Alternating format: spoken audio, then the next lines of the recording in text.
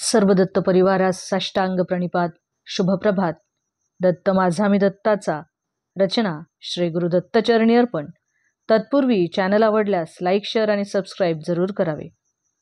माऊलींनो, आपण ऐकत आहोत श्रीकृष्ण भाग 17वा. तर यापूर्वीच्या भागामध्ये आपण पाहिले की पूतनेला भगवान श्रीकृष्णांनी कशा प्रकारे ठार केले आणि त्यानंतर तिची जी चिता होती त्या चितेमधून एक प्रकारचा धूर निघत होता आणि त्या धुराचा सुगंध सर्व वृंदावनवासियांनी अनुभवला होता. एवढ्या मोठ्या संकटातून आपले बालक हे अतिशय सहजरित्या वाचले. त्यामुळे नंद महाराजांनी श्रीकृष्णांना आपल्या मांडीवर घेतले आहे. तर अशा प्रकारे पूर्ण पुरुषोत्तम श्रीकृष्ण भगवान हे पूर्ण सामर्थ्य, पूर्ण यश, पूर्ण सौंदर्य, पूर्ण संपत्ती आणि पूर्ण प्रकारचे वैराग्य आणि ज्ञान अशा षड ऐश्वर्यांनी ते नेहमीच परिपूर्ण आहेत.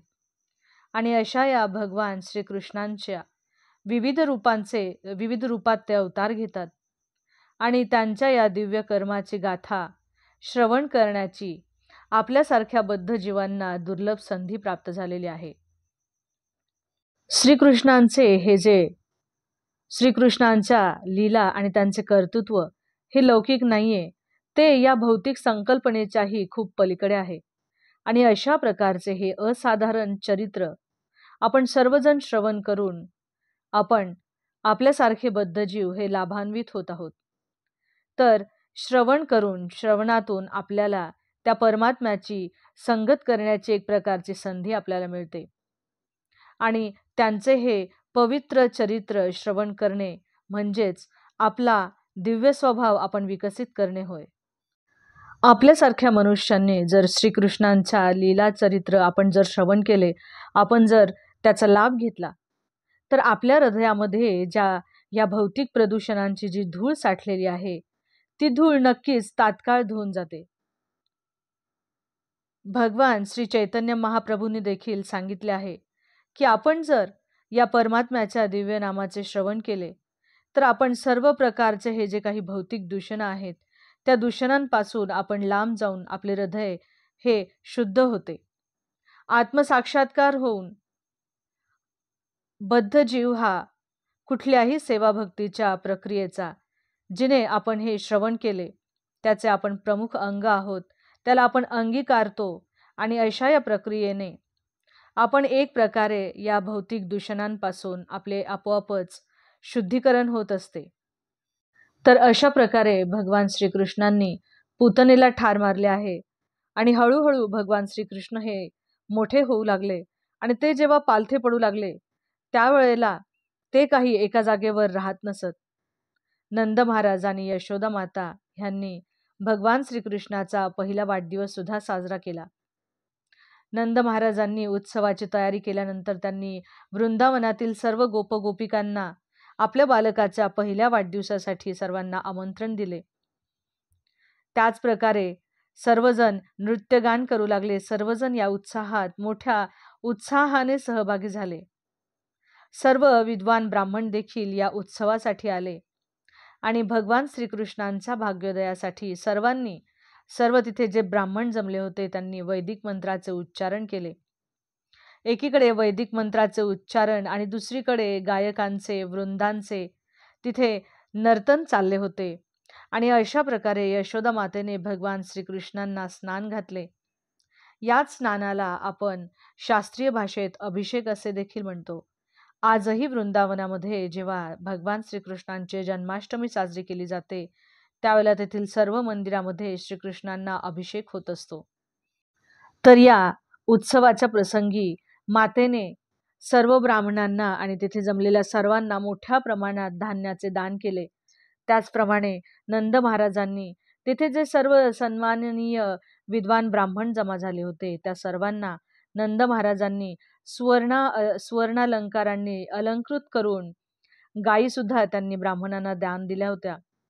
यशोदा मातेने स्वतः स्नान करून सुंदर असा पोशाख परिधान केला आणि शृंगार केलेले ते बालक म्हणजेच बाळकृष्णाला त्यांनी आपल्या मांडीवर घेतले आहे आणि सर्व ब्राह्मण जे मंत्रोच्चारण करत होते ते यशोदा माता श्रवण करत बसली होती. मंत्रोच्चारण जेव्हा चालू होते त्यावेळेला अचानक श्रीकृष्णांना झोप येऊ लागली आणि त्यामुळे यशोदा मातेने त्यांना हळुवारपणे तिथेच जवळ असलेल्या एका शय्येवरती निजवले. या मंगल प्रसंगी, या उत्सवाच्या वेळेला त्या ठिकाणी यशोदा मातेचे आणि नंदबाबांचे अनेक नातेवाईक, स्नेही मंडळी सर्व जमले होते. ते या सर्वजणांचे आगत स्वागत करण्यामध्ये अतिशय मग्न झाले होते. यशोदा मातेने गोपाळ कृष्णांना दूध पाजण्याचे देखील ती विसरून गेली होती. इकडे श्रीकृष्णांना भूक लागली आणि त्यामुळे मातेचे आपल्याकडे लक्ष नाहीये हे पाहून श्रीकृष्ण रडायला लागले. परंतु उत्सवाच्या प्रसंगी आणि तेथील गलबलाटामुळे, तेथील आवाजामुळे यशोदा मातेला श्रीकृष्णांच्या रडण्याची यत्किंचितही कल्पना आली नाही किंवा तिला श्रीकृष्णांचा आवाज देखील आला नाही. गोपाळकृष्णाला भूक लागली होती आणि माता आपल्याकडे लक्ष देत नाहीये म्हणून ते आतून अगदी खवळल्या आणि एखाद्या सामान्य मुलाप्रमाणे ते आपले दोन्हीही पाय एकमेकांवरती आपटू लागले. गोपाळकृष्णांना त्या उत्सवाच्या वेळेला एका छकड्याच्या खाली यशोदा मातेने ठेवले होते आणि योगायोगाने ते जे हालचाल आपल्या पायाची करू लागले त्या पायाच्या हालचालीमुळे त्या छकड्याच्या चाकाला अचानक धक्का बसला आणि तो छकडा एकाएकी उलटून खाली कोसळला आणि त्या छकड्यामध्ये जी काही भांडी वगैरे ठेवली होती ती भांडी सुद्धा सर्व खाली पडली आणि अचानक मोठा आवाज झाला आणि तो छकडा पार उडून दूर गेला आणि त्या छकड्याचे कितीतरी तुकडे झाले आणि ते सर्व तुकडे आजूबाजूला विखुरले. एवढा मोठा आवाज झाल्यामुळे सर्व गोपगोपिका, तिथे जमलेले सर्व लोक, नंद महाराज आणि यशोदा माता देखील या सर्वांना आश्चर्य वाटू लागले की अचानक हा छकडा एकाएक असा उंच उडाला आणि त्याचे तुकडे कसे काय बरं झाले असावेत. तर ज्या वेळेला श्रीकृष्णांना त्या शय्येवर निजवले होते त्यावेळेला यशोदा मातेने काही बालकांना तिथे गोपाळकृष्णाजवळ थांबून त्यांना खेळवण्यासाठी, त्यांच्याकडे लक्ष देण्यासाठी बसवले होते. तर सर्व मंडळीही त्या बालकांना विचारू लागली की अचानक त्या छकड्याला धक्का लागून तो मोडला कसा काय. त्यावेळेला त्या बालकांनी सांगितले की गोपाळकृष्णांचा पाय त्या छकड्याला लागला आणि तो छकडा असा उंच उडून पडला आणि त्याचे तुकडे झाले. काही लोकांना या बालकांच्या बोलण्यामध्ये काहीच तथ्य वाटत नव्हते, पण काही मंडळीही त्या बालकांचे कथन हे लक्षपूर्वक ऐकत होती. तो छकडा कसा काय अचानक तुटला याबाबत जेव्हा चर्चा चालू होती त्यावेळेला पुन्हा बाळकृष्ण रडू लागले आणि त्यांचे रडणे ऐकून यशोदा मातेने त्यांना चटकन उचलून आपल्या मांडीवर घेतले आणि कुठला जर अमंगलकारी एखाद्या शक्तीचा बालकावर प्रभाव असला तर ते बालक व्यवस्थित स्तनपान करू शकत नाही असे म्हटले जाते. पण यशोदा मातेने आपल्या गोपाळकृष्णाला स्तनपान करण्यासाठी मांडीवर घेतले आहे आणि भगवान श्रीकृष्ण हे मातेचे स्तनपान करत होते, त्यामुळे ते सर्व संकटातून मुक्त आहेत असे सर्वजण समजले. त्यानंतर काही धष्टपुष्ट जे गोपी होते त्यांनी तो मोडलेला छकडा नीट केला आणि त्याच्यावरच्या असलेल्या वस्तू ह्या पुन्हा नीटनेटक्या लावल्या. ब्राह्मणांनी यज्ञाहुती दिली आणि गोपाळकृष्णांच्या सुखमंगलाकरता सर्वजणांनी पुन्हा भगवान विष्णू यांची अर्चना केली. तर गोपाळकृष्णांच्या पहिल्या वाढदिवसाच्या या समारंभामध्ये तेथे जे सर्व ब्राह्मण वृंद उपस्थित होते ते सर्वजण अगदी सत्पात्री ब्राह्मण होते.